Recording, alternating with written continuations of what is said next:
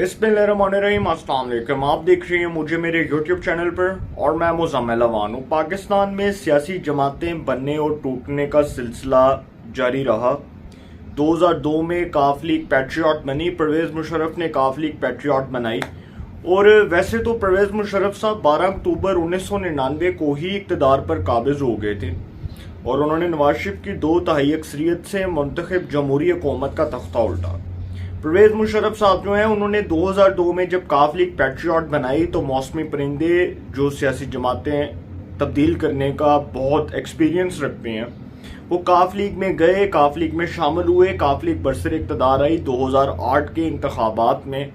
वही काफ लीग के मौसमी परिंदे जो हैं वो पीपल्स पार्टी में शामिल हो गए और वही काफ लीग 2008 के इंतखाबात में ज़वाल पजीर हुई। वही काफ लीग 2008 के इंतखाबात में ज़वाल पजीर हुई। फिर 2008 के इंतखाबात में जब पाकिस्तान पीपल्स पार्टी ने हुकूमत बनाई तो मुस्लिम लीग नून पंजाब में हुक्मरान जमात के तौर पर सामने आई। पाकिस्तान पीपल्स पार्टी सिंध में, बलूचिस्तान में और KPK में हुक्मरान जमात के तौर पर सामने आई। पाकिस्तान पीपल्स पार्टी ने फेडरल के अंदर गवर्नमेंट बनाई। तो 2013 के आम इंतखाबात से पहले फिर ये मौसमी परिंदे जो हैं वो कुछ आज़ाद हैसियत में इलेक्शन लड़े। कुछ आज़ाद हैसियत में इलेक्शन लड़ने के बाद नून लीग में शामिल हुए और नून लीग को जब 2/3 मेजॉरिटी मिली 2013 के आम इंतखाबात में, कामयाबी के बाद जब आज़ाद उम्मीदवार जो हैं वो नून लीग में शामिल हुए तो नून लीग जब 2/3 मेजॉरिटी 2/3 अक्सरियत लेकर हुकूमत बनाने में कामयाब हुई फेडरल के अंदर, तो ये तमाम जितने भी लोग हैं ये नून लीग में आ गए। 2018 में आप सबको याद है कि जब नवाज शरीफ साहब पनामा के केस में जब उनको डिस्क्वालीफाई किया गया 2017 में अगस्त में, उनको सुप्रीम कोर्ट के 5 रुकनी बेंच ने जस्टिस आसफ सईद खोसा की सरबराही में 5 रुकनी बेंच ने नवाज शरीफ साहब को डिस्क्वालीफाई किया। तो ये तमाम जितने भी लोग हैं ये मौसमी परिंदे ये 2018 में ही तहरीक इंसाफ में जाना शुरू हो गए। खुसरो बख्तियार, ताहिर इकबाल चौधरी, उसके बाद आशिक गोपांग, ये जितने भी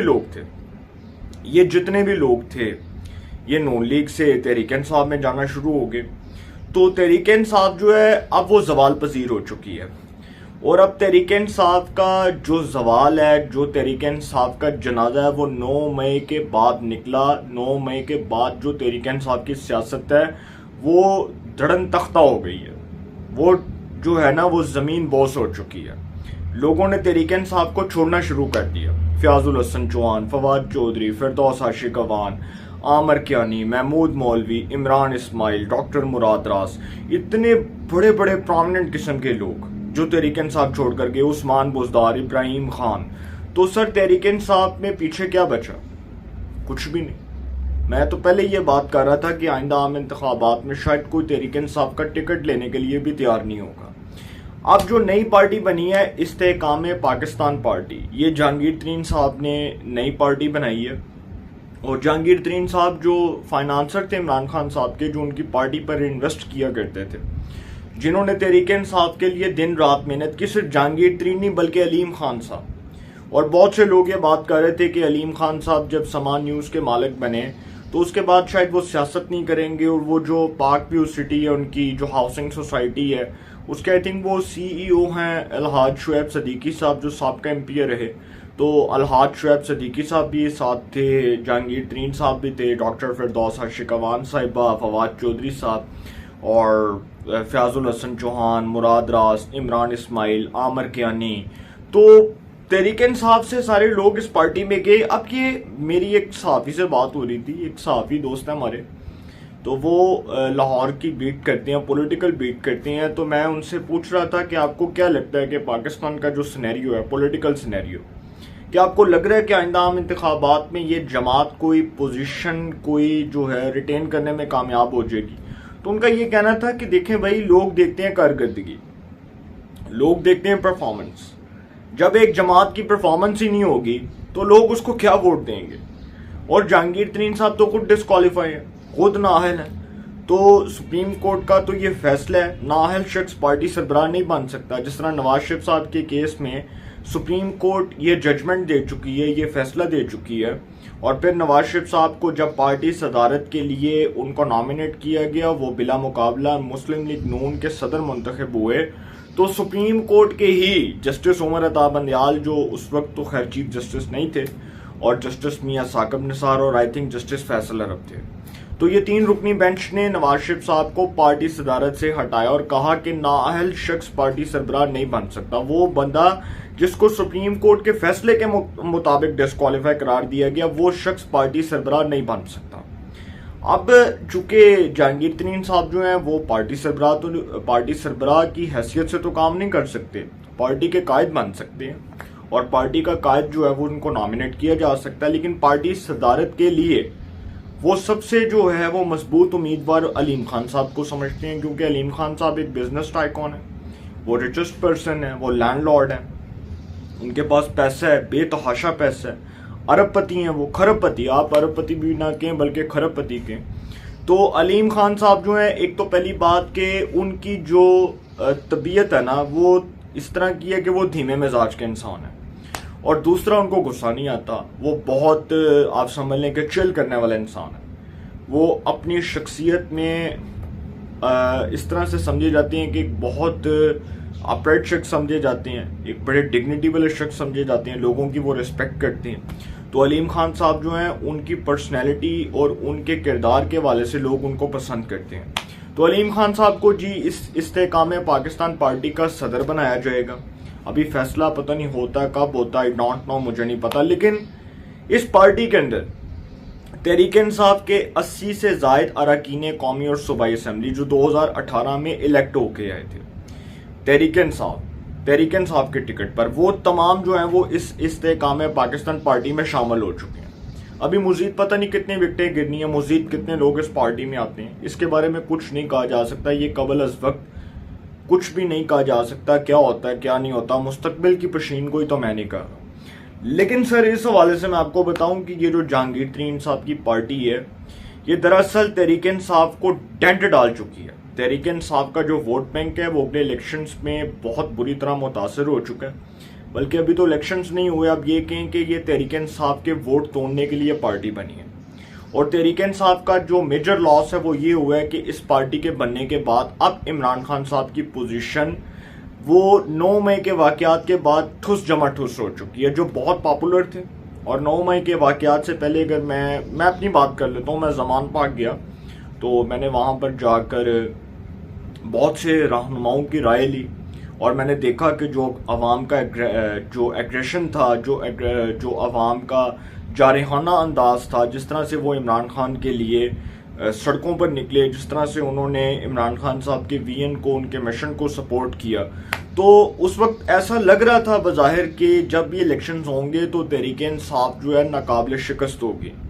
और ये भी लग रहा था कि तहरीक इंसाफ को शिकस्त से दो चार करना बहुत मुश्किल मरहला होगा, बल्कि तहरीक इंसाफ जो है इतनी मुश्किल से शिकस्त नहीं खा सकती।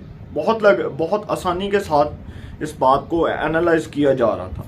लेकिन अब चूंकि हालात मुख्तलिफ हो गई और 9 मई के वाकयात के बाद जिस तरह से तहरीक इंसाफ लोगों ने छोड़ना शुरू की है, अब इमरान खान साहब जो आखिरी गेंद तक ये समझते हैं कि मैं जीत जाऊंगा, और वो हमेशा अपनी पार्टी के अंदर वो जो मैं उनके अंदर जो जिद है, जो अना है, और वो जो उनके अंदर मैं है, वो उनको ले डूबी है। क्योंकि उनको समझाया जाता था पार्टी के अंदर कि सर अगर आप अपने पार्टी रहनुमाओं की ही इज्जत नहीं करेंगे तो कोई आपको घास नहीं डालेगा। लेकिन इमरान खान साहब चूंकि वो क्रिकेटर वाली सोच थी उनकी, और 1992 के वर्ल्ड कप का भी ये एजाज़ उन्होंने अपने नाम किया, और उन्होंने कहा कि जी 1992 का जो वर्ल्ड कप था वो भी मैंने जितवाया था। जितवाया होगा, मैं नहीं कहता नहीं जितवाया, लेकिन वो क्रिकेट वाली सोच सियासत में लेकर आए, जबकि सियासत के अंदर क्रिकेट तो नहीं चल सकती। सियासत के अंदर मैच फिक्सिंग ज़रूर हो सकती है, लेकिन सियासत के अंदर क्रिकेट नहीं हो सकती। तो इमरान खान साहब अभी तक तो ये सोच रहे थे कि शायद मैं बहुत पॉपुलर हूँ, और मैंने आपको बताया ना बहुत से व्लॉग्स में कि वो अपने आप को रजब तैयब अर्दगान जैसा सियासतदान समझते हैं। वो समझते हैं कि जैसा टर्की के अंदर इनकलाब आया, ऐसा ही लोग पाकिस्तान के अंदर इनकलाब लाएंगे और मैं भुट्टो से बड़ा लीडर बन जाऊँगा। और भाई भुट्टो तो प्रिंसिपल्स के मुताबिक, असूलों के मुताबिक चलने वाला लीडर था। उसका एक विजन था, उसका मोटिव था, उसकी आइडियोलॉजी थी, उसके प्रिंसिपल्स थे। उसको लोग पसंद करते थे, उसका खिताब सुनने के लिए लोग छतों पर आते थे, उसका खिताब सुनने के लिए लोग बेताब होते थे, बेचैन होते थे। तो भुट्टो तो एक विजनरी लीडर था, उसने तो एक विजन दिया था कौम को। तो इमरान खान साहब ने क्या दिया? इमरान खान साहब ने कौम को नौकरियों का झांसा दिया, इमरान खान साहब ने करोड़ों घरों का झांसा दिया, इमरान खान साहब ने लोगों को बेवकूफ़ बनाया, महंगाई की, लोगों का जीना हराम किया। अपने दौरे हुकूमत में इमरान खान साहब कोई एक ऐसा प्रोजेक्ट बता दें जो उन्होंने अवाम के लिए लॉन्च किया हो, कोई एक ऐसा प्रोजेक्ट बता दें जो उन्होंने अवाम के लिए किया हो। तो सर इमरान खान साहब के बारे में तो मैं बात कर ही रहा हूँ। इस पार्टी में अली जैदी साहब भी हैं, इस पार्टी में इमरान इस्माइल साहब भी हैं जिनका सिंध से ताल्लुक़ है। दोनों शख्सियात बड़ी तगड़ी शख्सियात हैं। और इमरान खान साहब के जितने भी जो बहुत करीबी रुफ़का में शुमार किए जाने वाले दोस्त बाप थे, वो सब इस न्यू पार्टी में आगे इस्तेकाम पाकिस्तान पार्टी में। तो अब जी इस पार्टी में फिरदौस आशिक, फवाद चौधरी, आमर कियानी, मुराद राज, सलीम खान, फयाज चौहान, अली जैदी, इमरान इस्माइल, सब जो हैं ये जले हुए कारतूस, ये जो तहरीक इंसाफ से इस जमात में आए। अब ये जमात इलेक्शन में जाएगी तो इसका मंशूर क्या होगा?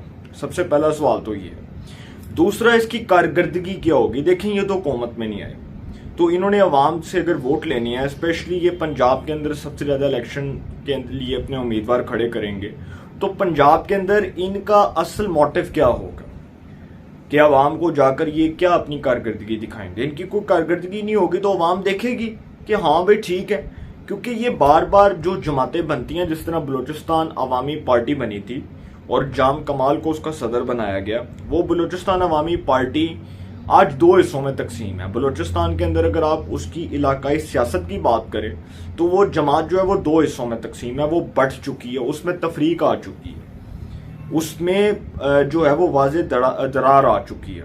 तो इसी तरह फवाद चौधरी साहब के बारे में बात करते हैं जी। फवाद चौधरी साहब सर झुका कर बैठे रहे और इस्तेकाम पाकिस्तान पार्टी जब इसका नाम रखा गया, जहांगीर तरीन, अलीम खान, ये सब जब स्टेज पर मौजूद थे, इसहाक खाकवानी साहब भी थे, उसके बाद फयाज चौहान साहब भी थे, तो फवाद चौधरी साहब को जी स्टेज पर मदऊ किया गया और उनको कहा गया कि जी आप स्टेज पर बैठें।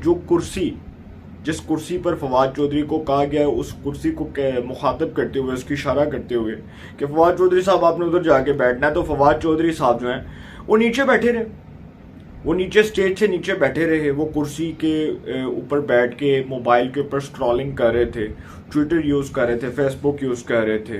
तो फवाद चौधरी साहब को फिर बुलाया गया तो उन्होंने कहा नहीं, वो मुंह छुपा के ऐसे बैठे रहे, वो ऐसे मुंह छुपा के बैठे रहे, जबकि स्टेज के ऊपर फिरदौस आशिक अवान साहिबा भी बैठी हुई थी। तो फवाद चौधरी साहब जो हैं उनसे पूछा गया कि जी आप स्टेज पे क्यों नहीं? वो नहीं, मैं नीचे ठीक हूँ, मुझे अच्छा लग रहा है, मैं नीचे बैठा हूँ, मैं ऊपर नहीं जा रहा।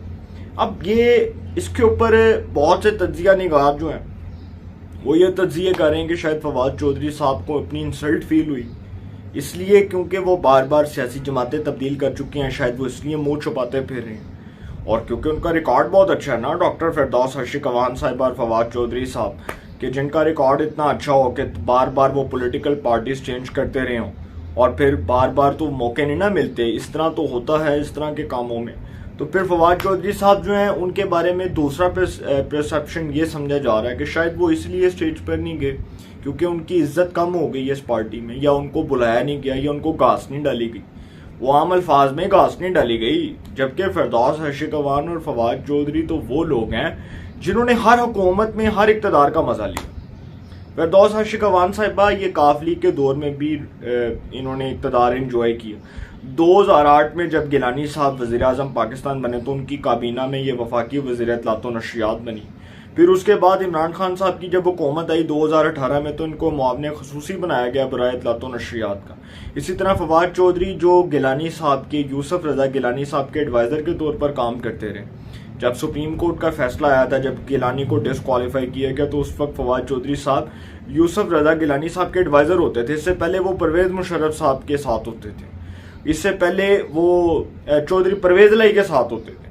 तो सर फवाद चौधरी साहब जब 2018 में इमरान खान साहब की हुकूमत आई तो वो इमरान खान की काबीना के वफाकी वज़ीर बने बराए इत्तलात व नशरियात के, फिर वफाकी वज़ीर साइंस एंड टेक्नोलॉजी भी रहे। फिर आखिरी दिनों में, आखिरी अयाम में इमरान खान के इक़्तिदार के आखिरी अयाम में वो वफाकी वज़ीर कानून और इंसाफ भी बने जब फ़रोग नसीम को हटाया गया। तो ये वो लोग हैं जो किसी जमात में टिक के काम नहीं करते। इनकी आदत है इधर से उधर छलांग मारना, इधरों उधर छाल मारना। तो ये वो लोग हैं जो डूबती कश्ती से छलांग लगा के दूसरी जमात में चले जाते हैं। लेकिन अब जहांगीर तरीन साहब तो बड़े खुश हैं कि जी उनकी जमात बन गई इस्तेकाम पाकिस्तान पार्टी। लेकिन सर ये इक़्तिदार की और वक्त की सितम ज़रीफ़ी मुलाज़ा फरमाएं कि नून लीग और पीपल्स पार्टी के पास वो प्रोफेशनल लोग हैं जो अब तक उनकी जमात में मौजूद हैं। तो इक़्तिदार की सितम ज़रीफ़ी मुलाज़ा फरमाएं कि तहरीक इंसाफ कभी भी एक पॉलिटिकल पार्टी नहीं थी। मेरा हमेशा उस बंदे के साथ इख्तलाफ रहा जिसने तहरीक इंसाफ को एक पॉलिटिकल पार्टी का, मैं कहा भाई इसमें तो सारी जमातों का वो जो मुस्तरद शुदा कचरा है वो जमा किया गया और वही लोग छोड़कर आज दूसरी जमात में चले गए। तो तहरीक इंसाफ कभी भी एक पॉलिटिकल पार्टी नहीं थी, क्योंकि इक़्तिदार तो तहरीक इंसाफ ने इंजॉय किया, लेकिन उसमें इसी तरह लोगों को भर्ती किया गया जिस तरह 2002 में काफ लीग पैट्रियट बनाई गई थी और परवेज़ मुशर्रफ ने जब काफ लीग पैट्रियट बनाई थी तो उसमें भी लोगों को इसी तरह धड़ाधड़ शामिल किया गया। तो अब जो ये जमात है इसका हाल आपके सामने है सर, और आप इसके बारे में खुद अंदाज़ा लगा लें कि कुछ भी कहना कबल अज़ वक्त है, लेकिन ये जमात जो है इससे नून लीग को कोई नुकसान नहीं होगा। पंजाब में ग्रास रूट लेवल के ऊपर नून लीग मज़ीद मजबूत होगी और नून लीग की पोजीशन मज़ीद मुस्तहकम होगी। वो इसलिए कि अब ये जो नून लीग है उसका मुकाबला तहरीक इंसाफ के साथ नहीं है, क्योंकि तहरीक इंसाफ का वोट बैंक तो टूट चुका है।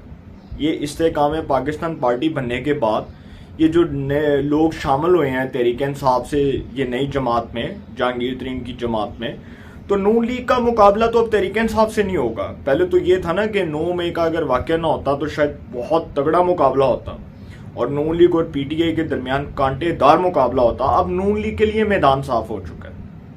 अब उनको वो प्रॉब्लम नहीं है कि उन्होंने तहरीक इंसाफ को फेस करना है या तहरीक इंसाफ को किस तरह से फेस करना है। अब प्रॉब्लम ये है कि तहरीक इंसाफ को पंजाब के अंदर उम्मीदवार चाहिए और तहरीक इंसाफ को उम्मीदवार दरकार होंगे और वो नहीं मिलेंगे तो तहरीक इंसाफ इंतखाबी मैदान में किस तरह से मुकाबला करेगी। असल सवाल ये है जिसका जवाब आपने देना है। अपनी राय का कमेंट्स में ज़रूर इज़हार कीजिएगा।